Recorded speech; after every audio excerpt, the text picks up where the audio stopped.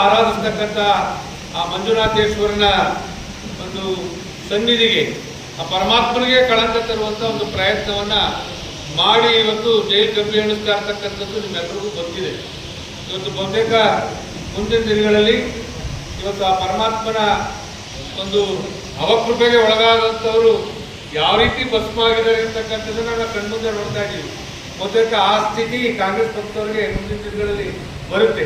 ಕಾರಣ ಅದು ಇಷ್ಟೇ, ಇವತ್ತು ಮಂಡ್ಯ ಅಂದರೆ ಇಂಡಿಯಾ ಅಂತ ಖ್ಯಾತಿ ಪಡೆದಿರ್ತಕ್ಕಂಥ ಈ ಜಿಲ್ಲೆಯಲ್ಲಿ 100ಕ್ಕೆ 95 ಭಾಗನೇ ಹಿಂದೂ ದೇವರುಗಳನ್ನ ಪೂಜೆ ಮಾಡ್ತಕ್ಕಂಥ ಜನ ಇಲ್ಲಿರುವಂಥ ಸಂದರ್ಭದಲ್ಲಿ ಇವತ್ತು ನಮ್ಮ ಗಣಪತಿ ಪೂಜಿಸಿ ಗಣಪತಿ ಬಿಡ್ಲಿಕ್ಕೂ ಇವತ್ತು ಎಷ್ಟು ಮಟ್ಟಿಗೆ ಒಂದು ದೊಡ್ಡ ಹುನ್ನಾರವನ್ನು ನಡೆಸ್ತಾರೆ ಅಂತಕ್ಕಂಥದ್ದನ್ನ ಕಳೆದ ಬಾರಿ ನಾಗಮಂಗಲದಲ್ಲಿ ಪಾಪ ವ್ಯವಸ್ಥಿತವಾಗಿ ಮಾಡ್ತಿದ್ದಂಥ ಕಾರ್ಯಕ್ರಮವನ್ನ ಗೌರ್ಮೆಂಟ್ ಬಸ್ಸಲ್ಲಿ ತಗೊಂಡೋಗಿ ಗಣಪತಿ ವಿಸರ್ಜನೆ ಮಾಡುವಂಥ ಕೆಲಸವನ್ನ ಆ ಜಿಲ್ಲಾ ಮಂತ್ರಿ ಮಾಡಿಸ್ತಾ ಇವತ್ತು ಬಹುತೇಕ ಮದ್ದೂರಲ್ಲೂ ಅದೇ ಆಗಿರ್ತಕ್ಕಂಥದ್ದು.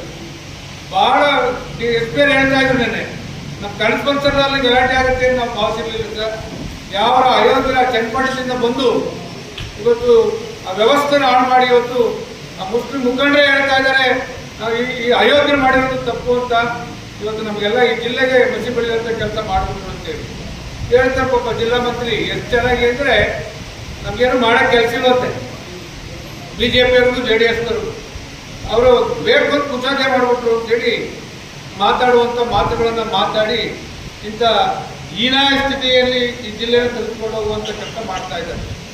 ಒಂದಿನ ಇವತ್ತು ಸ್ಪಷ್ಟವಾಗಿ ಹೇಳಿ ಬಯಸ್ತೇನೆ, ಇವತ್ತು ಬಹುತೇಕ ನಿಮ್ಮೆಲ್ಲರ ಆಶೀರ್ವಾದ ಇವತ್ತು ನನಗೆ ಯಾವುದೋ ಒಂದು ಕಳಂಕ, ನನಗೆ ನಿರಪರಾಧಿ. ಮಂಡ್ಯ ಕೆರೆಯಲ್ಲಿ 107 ಸೈಟ್ಗಳನ್ನು ಹಂಚಿದ್ರು. ಆ ಸೈಟ್ ತಗೊಂಡಿದ್ದಂಥ ಆ ಸೈಟ್ ಸಾಹುಕಾರ ಓನರ್ಗಳು ಮನೆ ಕಟ್ಟಕ್ಕೆ ಯೋಗ್ಯತೆ ಇಲ್ಲ ಅಂತೇಳಿ 107 ಸೈಟ್ಗಳನ್ನು ವಾಪಸ್ ಮಾಡಿದ್ರು ಮಂಡ್ಯ ಮೂಲಕ್ಕೆ.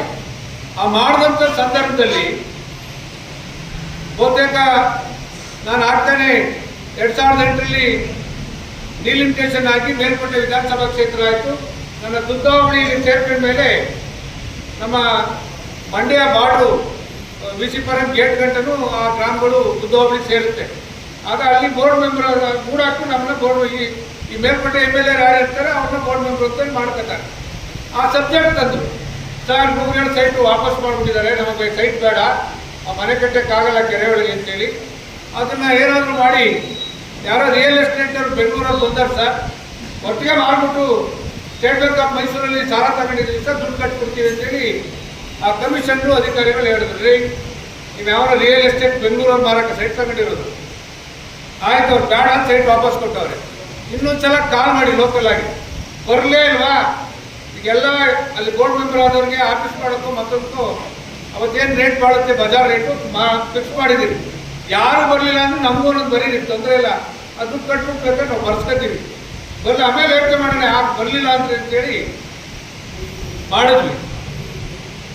ಅವತ್ತು ಆ ಸೈಟ್ಗಳನ್ನು ಕಾಲ್ ಮಾಡಿ ತಿರ್ಗಾ ಅರ್ಜಿ ತಗೊಂಡ್ರು. ಒಂದು ರೀತಿ ಸರಿಯಾಗಿ ಬಂದ್ವಿ. ಇವತ್ತು ಯಾರೋ ಒಬ್ಬರಿಬ್ಬರು ನಮಗೆ ಸೈಟ್ ಸಿಗಲಿಲ್ಲ ಅನ್ನೋರು ಲೋಕಾಯುಕ್ತ ಕೊಟ್ಟರು. ಲೋಕಾಯುಕ್ತದಲ್ಲೂ ಸರಿಯಾಗಿ ಹಂಚಿದ್ದಾರೆ ಅಂತ ಆಯಿತು.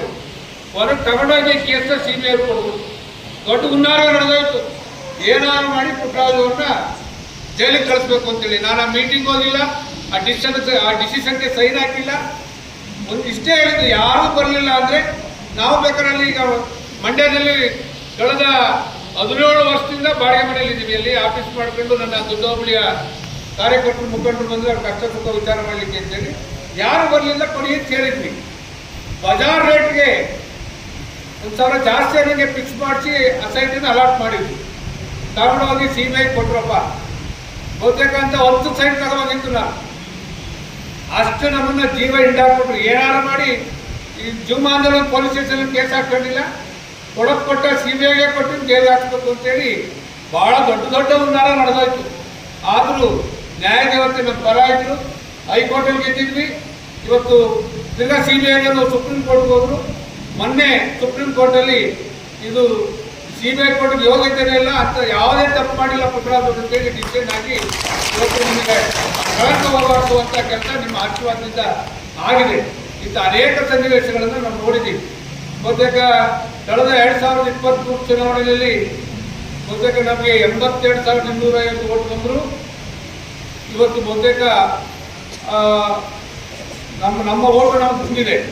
ಒಂದು 10% ಓಟು ಆ ಚುನಾವಣೆ ಸಂದರ್ಭದಲ್ಲಿ ವೈರ್ವೇಲ್ ಕೂತಿರ್ತಾರೆ, ಪುಟರಾಜು ನಡೀತದೆ ಅಂದರೆ ಪುಟರಾಜು ಕಡೆ ತುಂಬುತ್ತಾರೆ, ಇನ್ನೊಬ್ಬರು ನಡೀತದೆ ಇನ್ನೊಂದು ಕಡೆ ತುಂಬುತ್ತದೆ. ಆ 10% ಜನತೆಯನ್ನು ನಾವು ಯಾವತ್ತೂ ನಂಬ್ಕೊಂಡಿಲ್ಲ. ಈ 82,250 ಕೊಟ್ಟಿರ್ತಕ್ಕಂಥ ನಮ್ಮ ಕಾರ್ಯಕರ್ತರು, ಮುಖಂಡರು, ನಮ್ಮ ವೋಟರ್ಸ್ ಇದ್ದಾರೆ. ಅವ್ರಿಗೋಸ್ಕರ ನಮ್ಮ ಬದುಕಿನ ಕೊನೆ ಉಸಿರಿನ ತನಕ ನಿಮ್ಮ ಜೊತೆ ಇರಬೇಕು ಅಂತಕ್ಕಂಥದ್ದು ಅಷ್ಟೆಲ್ಲ ತೀರ್ಮಾನ ಮಾಡ್ಕೊಂಡಿದ್ದೀವಿ.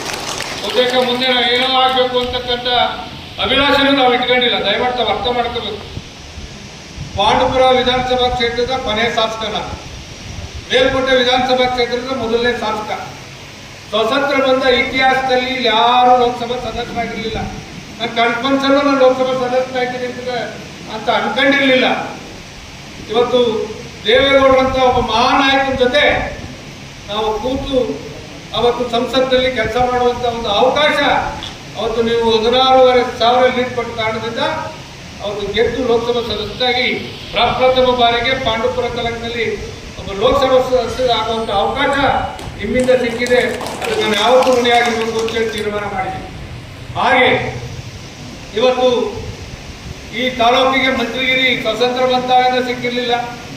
ಇವತ್ತಿನ ಅದು ನಿಮ್ಮ ಆಶೀರ್ವಾದದಿಂದ 2018ರಲ್ಲಿ MP ಆಗಿ ಇದ್ಕೊಂಡೆ ಅತ್ಯಂತ ಪ್ರಚಂಡ ಬಹುಮತದಲ್ಲಿ ಗೆಲ್ಲಿಸಿ ಕುಮಾರಣ್ಣ ಅಂತ ಒಬ್ಬ ಮಹಾನ್ ನಾಯಕರ ಕ್ಯಾಬಿನೆಟ್ನಲ್ಲಿ ಒಬ್ಬ ಮಂತ್ರಿಯಾಗಿ ಕೆಲಸ ಮಾಡುವಂಥ ಅವಕಾಶವನ್ನು ನೀವು ಮಾಡಿಕೊಟ್ಟಿದ್ದೀರಿ.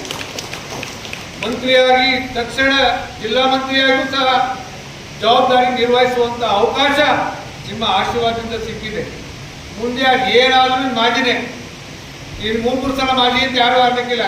ಮಾಜಿ ಶಾಸಕ ಅಂತಲೇ ಅನ್ನೋದು, ಮಾಜಿ ಲೋಕಸಭಾ ಸದಸ್ಯ 3 ಬಾರಿ ಆದರೂ ಮಾಜಿ ಲೋಕಸಭಾ ಸದಸ್ಯ ಅಂತಲೇ ಅನ್ಕೊಳ್ಳೋದು. ತಿರ್ಗಾ ಮಾಜಿ ಮಂತ್ರಿ ಅಂದರೆ 3 ಸಲ ಆದರೂ ಮಾಜಿ ಮಂತ್ರಿ ಅಂತಲೇ ಅನ್ನೋದು. ಬಹುತೇಕ ಈ ಸಲ 2024ರ ಲೋಕಸಭಾ ಚುನಾವಣೆಗೆ 3 ತಿಂಗಳಿಗಿಂತ ಮುಂಚೆ ಪ್ರಾರಂಭ ಆಯಿತು. ದೇವೇಗೌಡರು, ಕುಮಾರಣ್ಣ ಅವರು, ನಿಖಿಲ್ ಅವರು ನೀವೇ ಅಭ್ಯರ್ಥಿ ಆಗಬೇಕು ಅಂತೇಳಿ ನಾನು ಕೊನೆ ಗಂಟೆ ತಳ್ಕೊಂಡ್ಬಂದು ಕೊನೆಯಲ್ಲಿ ನಾನೇ ದೊಡ್ಡ ಕೂರಿಸ್ಕೊಂಡು ದಯಮಾಡಿ ನಾನು ಬಂದರೆ ತಿರ್ಗಾ ಲೋಕಸಭಾ 100 ಭಾಗ ಈ ಸಲ ಯಾರೇ ನಿಂತರೂ ನಾವು ಮಂಡ್ಯದಲ್ಲಿ ಗೆಲ್ತೀವಿ. ಕುಮಾರಣ್ಣ ಅವ್ರನ್ನ ನಾವು ಅಭ್ಯರ್ಥಿ ಮಾಡಿ ಗೆಲ್ಲಿಸ್ಕೊಂಡ್ರೆ ಇವತ್ತು ಏನು ಈ ದೇಶವನ್ನು ಮುನ್ನಡೆಸ್ತಾ ಇರತಕ್ಕಂಥ ನರೇಂದ್ರ ಮೋದಿಜಿಯವ್ರ ಜೊತೆ ಒಬ್ಬ ದೊಡ್ಡ ಮಂತ್ರಿಯಾಗಿ ಕೆಲಸ ಮಾಡಲಿಕ್ಕೆ ಅವಕಾಶ ಆಗುತ್ತೆ ಅನ್ನೋ ಒಂದು ಕಾರಣದಿಂದ ಬಲವಂತವಾಗಿ ಬಂತಂದ್ರೆ ಅವ್ರನ್ನ ಆಶೀರ್ವಾದ ಮಾಡಿದ್ರಿ, ಬಲವಂತ ಕ್ಯಾಂಡಿಡೇಟ್ ಮಾಡಿದ್ರಿ. ಬಹುತೇಕ ಇತಿಹಾಸದಲ್ಲಿ ಬರೆದಿರ್ತಕ್ಕಂಥ ರೀತಿಯಲ್ಲಿ 51,000 ಲೀಡ್ ಕೊಡುವ ಕುಮಾರಣ್ಣವ್ರಿಗೆ ಲೀಡ್ ಕೊಟ್ಟು ಲೋಕಸಭಾ ಸದಸ್ಯರಾಗಿ ಆಶೀರ್ವಾದ ಮಾಡಿದ್ದೀರಿ. ಆ ಕಾರಣದಿಂದ ನಿಮ್ಮಲ್ಲಿ ಕೈ ಮುಗಿದು ವಿನಂತಿ ಮಾಡ್ತೀನಿ, ಏನು ತಳ್ಕೊಳ್ಳೋರು ಆಡಲಿ, ಅದ್ರ ಬಗ್ಗೆ ಏನು ತಲೆಕೆಡಿಸ್ಕೋಬೇಡಿ. ಧರ್ಮ ಬುದ್ಧಿ ಕಲಿಸ್ತಾರೆ. ಈಗ ನಮ್ಮಲ್ಲೇ ಏನು 100 ಭಾಗ ಮುಂದೊಂದು ಆಡ್ತಾರೆ, ಹಿಂದೊಂದು ಆಡೋದನ್ನ ನಮ್ಮೆಲ್ಲ ಇಲ್ಲೆಲ್ಲ ಬರೆದಿಟ್ಕೊಂಡಿದ್ದೀವಿ. ಅದ್ರ ಬಗ್ಗೆ ಯಾರೂ ತಲೆಕೆಡಿಸ್ಕೋಬೇಡಿ. ಬಹುತೇಕ 35 ವ್ಯವಸಾಯ ಸೇವಾ ಸಹಕಾರದ ಸಂಘದಲ್ಲಿ ಇವತ್ತು ಹೆಚ್ಚು ಕಮ್ಮಿ 23 ದುದ್ದಾವಳಿ ಸೇರಿದಾಗೆ 23-24 ಸೊಸೈಟಿಗಳಲ್ಲಿ ಇವತ್ತು ನಮ್ಮ ಆಡಳಿತ ಮಂಡಳಿಯನ್ನು ತಂದುಕೊಡುವಂಥ ಕೆಲಸ ಮಾಡಿದ್ದೀರಿ. ನಡೆದಂಥ PLD ಬ್ಯಾಂಕ್ನಲ್ಲಿ ಗೆಲ್ಲಿಸ್ಕೊಡುವಂಥ ಕೆಲಸ ಮಾಡಿದ್ದೀರಿ. ಇವತ್ತು ಇದೇ ತಿಂಗಳು 28ಕ್ಕೆ ಈಗ TAPCMS ಆಡಳಿತ ಮಂಡಳಿಯ ನಿರ್ದೇಶಕರ ಸ್ಥಾನಕ್ಕೆ ಚುನಾವಣೆ ಇದೆ. DCC ಬ್ಯಾಂಕ್ ಡೆಲಿಗೇಷನ್ಗಳಿಗಾಗಲೇ ಮಾಡಿ ಕಳಿಸಿ ವೋಟ್ ಲಿಸ್ಟ್ ರೆಡಿ ಆಗ್ತಾ ಇದೆ. ಎಲ್ರಿಗೂ ಏನು 25 ಜನ ಇದ್ದರೆ 25 ಜನನು ನಾವು DCC ಬ್ಯಾಂಕ್ ಡೈರೆಕ್ಟ್ ಮಾಡೋಕ್ಕಾಗಲ್ಲ. 25 ಜನನು ನಾವು TAPCMS ಡೈರೆಕ್ಟ್ ಮಾಡಲಿಕ್ಕೆ ಆಗೋದಿಲ್ಲ. ಎಲ್ಲೂ ಕೊಟ್ಟಿದ್ದೀವಿ, ಎಲ್ಲೂ ಕೊಟ್ಟಿಲ್ಲ, ಅವೆಲ್ಲನ ಕಮಿಟಿ ಮಾಡ್ತೀವಿ. ನಾವೆಲ್ಲ ಅದಕ್ಕೂ ತೀರ್ಮಾನ ಮಾಡಿ ನಾವು ಅಭ್ಯರ್ಥಿಗಳನ್ನು ಆಯ್ಕೆ ಮಾಡ್ತೀವಿ. ಇವತ್ತು ದಯಮಾಡಿ ಯಾರ್ಯಾರು ಆಕಾಂಕ್ಷಿತರಿದ್ದೀರಿ ಬಂದು ದಯಮಾಡಿ ಇಲ್ಲಿ ಹೆಸರು ಬರೆಸಿ ನಿಮ್ಮ ಅಭಿಪ್ರಾಯಗಳು ಹೇಳಿ. ಇನ್ನೇನಾದ್ರು ವಿಚಾರಗಳಿದ್ದರೆ ಪಾರ್ಟಿ ಸಂಘಟನೆ ಯಾವ ರೀತಿ ಮಾಡಬೇಕು ಅನ್ನೋದ್ರ ಬಗ್ಗೆ ವಿಚಾರಗಳು ಮಂಡಿಸಿ ಒಂದು ಕಾರ್ಯಕ್ರಮವನ್ನು ಅದ್ದೂರಿಯಾಗಿ ಮಾಡಬೇಕು.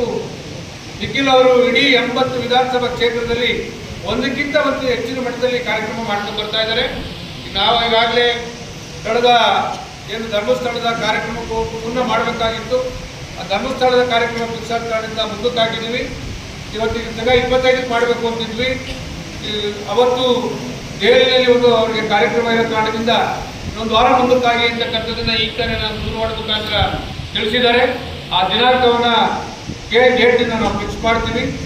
ಏನು ನೂತನ ಸಹಕಾರಿ ಕ್ಷೇತ್ರದಲ್ಲಿ ಗೆದ್ದಿರ್ತಕ್ಕಂಥ ನಮ್ಮೆಲ್ಲ ಪ್ರಮುಖರನ್ನ ಅವತ್ತು ಅಭಿನಂದಿಸುವಂಥದ್ದು, ನಿಮಗೆ ಗೌರವ ತಕ್ಕಂಥದ್ದನ್ನು ರಾಜ್ಯ ಮಟ್ಟದ ನಾಯಕರುಗಳಲ್ಲಿ ಮಾಡಿಸ್ಬೇಕು ಅಂತೇಳಿ ತೀರ್ಮಾನ ಮಾಡಿದ್ದೀವಿ. ಆ ಕಾರ್ಯಕ್ರಮವನ್ನು ಡೇಟ್ ದಿನಾಂಕ ಗೊತ್ತುಪಡಿಸ್ತೀವಿ.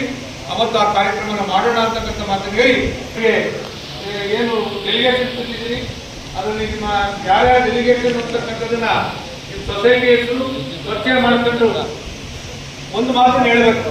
ಆಕರ್ಷಿತರಾಗಿದ್ದರೆ ನಾನು ಆಕರ್ಷಿತರಾಗಿದ್ದೀನಿ, ಪಕ್ಷ ಏನು ತೀರ್ಮಾನ ಮಾಡೋದು